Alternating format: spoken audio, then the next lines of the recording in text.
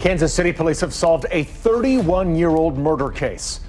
DNA, and they've had DNA for 3 decades, but they never got a match in the federal database, which is called CODIS. A simple family struggling to make ends meet in Kansas City could never have been prepared for the sight that awaited them on the 27th of July, 1989. The Cox family had seen their first daughter, Fawn, go to sleep in a room, but when she didn't wake up the following day, the police launched a murder investigation, characterized by overwhelming evidence and relatives who heard absolutely nothing. It took 31 years, the involvement of the family, and advancements in technology for the case to be finally solved. The only question remains, was there anything the police could have done differently to solve this murder quickly? And what was the killer's true motive? Welcome back to Crime Mystic, where we cover solved, unsolved, and mysterious cases from across the globe. Today, we are looking at the heartbreaking murder case of Fawn Cox, which took 31 years to solve, but no one to bring to justice. Before we dive in,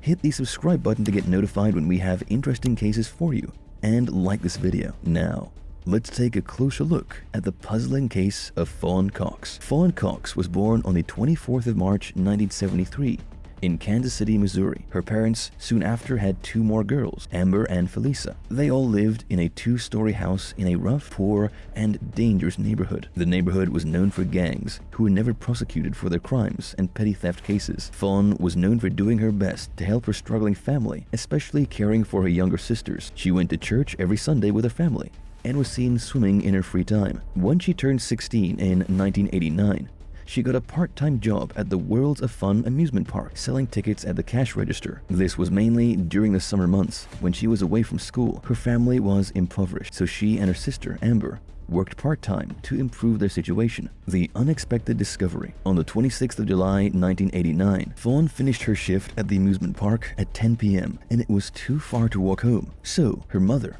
and younger sister, Felice, picked her up in a car to take her home. Exhausted from the long day and anticipating another day of work the next morning, Fawn immediately went to bed. She went upstairs to the 2nd floor, where the bedroom she shared with her sister Amber was. Amber worked as a babysitter and was not home yet, so Fawn had the room all to herself. But the weather was hot, so Felisa slept on the floor, which had a working air conditioner. Her parents also slept on the 1st floor, leaving Fawn alone on the 2nd floor. Once morning came, the family noticed that Fawn's alarm was still ringing loudly and thought she had overslept, so her mother and sister went upstairs to wake her up. Much to their surprise and dismay, Fawn was lying on the bed with no sign of life. There were bruises on her neck, and her parents called the ambulance. Despite that, there was no use. Fawn Cox had been dead for a couple of hours. The investigation begins and reaches a dead end. The paramedics from the ambulance inspected Fawn's body and revealed that she had been sexually abused and strangled to death. The police were called in and realized that they had a puzzling case on their hands. This was a case of a 16-year-old girl who had been murdered in her bed while her family was downstairs, and no one had heard anything. Once the investigation began,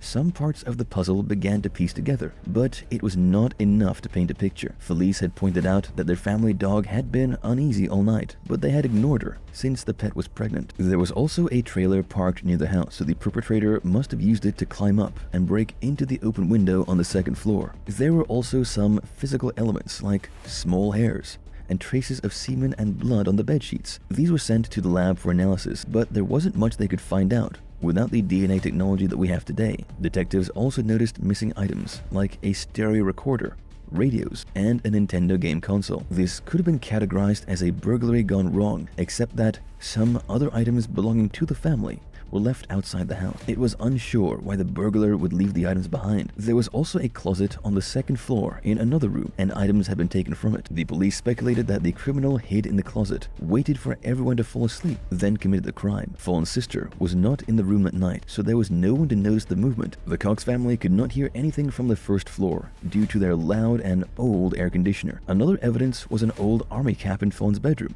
which didn't belong to her or anyone else in their family. There was only a mountain of evidence, but no witnesses, suspects, or credible leads pointing the detectives in the right direction. They had reached a dead end. A witness emerges with 3 suspects. The detectives began looking for witnesses to help in their investigation. The lead detective, Benjamin Caldwell, suspected that there were multiple perpetrators that night and that they had to be familiar with the house's layout. Since the family hadn't heard anything, police questioned neighbors, friends, and other relatives, but came up empty. On the one hand, the police had a perpetrator that knew how to navigate the backyard and second floor of the house in darkness. But on the other hand, the neighborhood was known for its criminal gangs and poverty, so it could be anyone looking to make money. After a month, a witness emerged with information. From their witness statement, it was clear that they were credible because they did not only know the facts that the police had not revealed to the public, but they also knew something significant. The witness sent the police toward 3 potential offenders, one of which was Fawn's classmate. The teenagers denied killing her,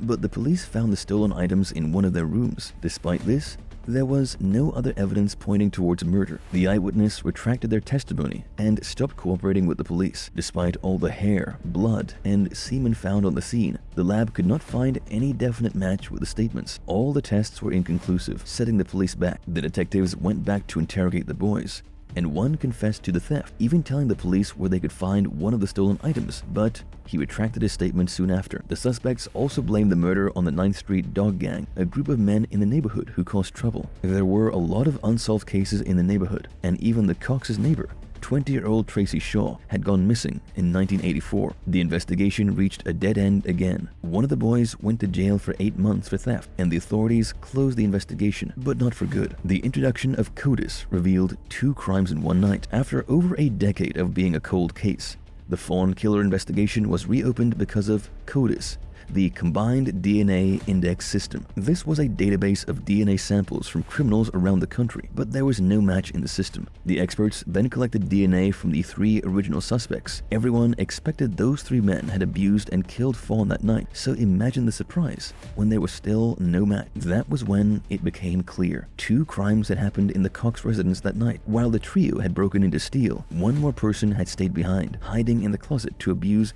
and murder the young girl. Rather than answers, only questions remained. Did 4 criminals break into the Cox residence that night? Or did the trio break in while the murderer was hiding, biding his time? And could it be possible that 2 separate crimes were planned to happen in one night? The family's campaign. As decades passed, there were different suspicions about the murder. Some thought the killer had died since he committed no other offense. Detective Caldwell, now a sergeant, had thought so too. The Cox family did not give up hope in finding who had killed their beloved Fawn. By 2018, Fawn's sister Amber revealed some facts about the case to a reputable website for unsolved mysteries, but it did not advance the case. Fortunately, 2018 also saw advancements in the area of DNA research. Hundreds of unsolved cases were being closed as science was revealing their truth, but the Fawn case was not being reopened, and the family questioned why. The police stated that they had to check hundreds of cases, and it also cost a lot to get the DNA testing done. So the family launched a fundraiser in 2019, along with a $10,000 reward to anyone who could provide any information. Billboards that said, "Do you know who killed me?" and a photo of Fawn were put up, and Fox 4 TV interviewed Amber. Are you frustrated?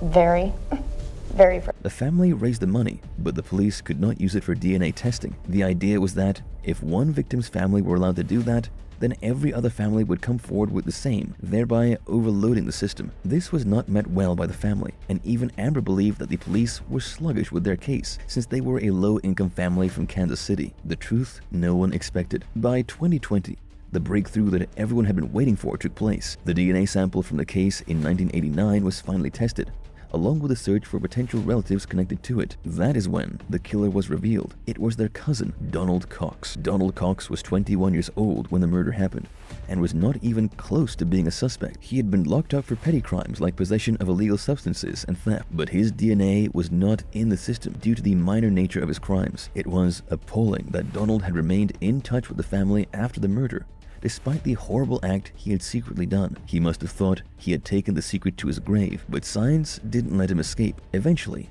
his drug use led to an overdose that took him away in 2006. The trio at the scene was not tried again, as the family pointed out that they had been suspected and shunned for all those years for the murder. While the family got closure, justice was not served. The Fawn Cox murder case took her family through ups and downs for 31 years, and even if the killer was eventually found, there were still some questions. Could the police have solved it faster if they had suspected one of her relatives? And should victims' families be able to pay for DNA testing to get closure finally? But the one question on everyone's mind is, why did Donald do it? Since he's gone, we won't be able to find out. Let us know your thoughts about this case and how it eventually ended in the comment section.